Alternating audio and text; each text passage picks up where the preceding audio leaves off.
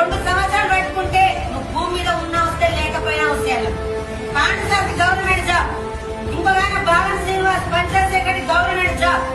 మరి వాళ్ళ జాబ్ల కన్నా ఆయమ్మ జాబ్ పెద్దదా చిన్నదా? తుమ్ముతే ముసిపోయే జాబ్. 15 సంవత్సరాలు చేస్తున్న స్కూల్లో మెట్లు జారిపడ్డా ఏమన్నా చనిపోయినా మా మేడం ఇస్తుందా? ఇస్తారా? మరి మీరు చేసే జాబ్లు ఇస్తారా? మా ఫ్యామిలీకి నేనే ఆలేవు. నేను ఇంకా 10 సంవత్సరాలు చేస్తా.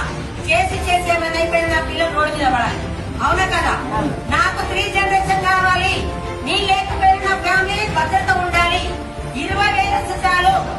ఏళ్ళ తర్వాత బయట కొట్టున్నామా లేదా? అదే ఇక్కడ వాడుతుంటే ఆరోగ్యం వచ్చింది. అదే నలుగురు షేర్ చేసి 7,000 వచ్చింది. నాకు కూడా 20,000 వస్తే చాలు అని పాఠశాల నాకు 20,000 కావాలి. 3 జనరేషన్ కావాలి. నేను ఏం చేయాలి అన్న మీటింగ్ లో కాంబేయడం అన్నాడు. ఒక 2-3 సార్లు వచ్చినా, ఎప్పుడు వచ్చినా కూడా చెప్పిందే చెప్తున్నారు. ఏం చేయాలి ఎవరు అట్టగన్నా.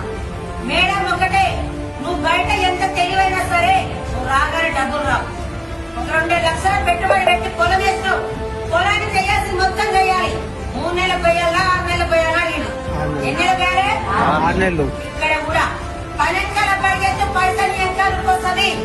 పిల్లల్ని స్కూల్ కి ఎంతనో, ఫోన్ కి ఛార్జింగ్ ఎంతనో, సంవత్సరం నిలబడు నేను లక్ష్యం ఇస్తా అని చెప్పి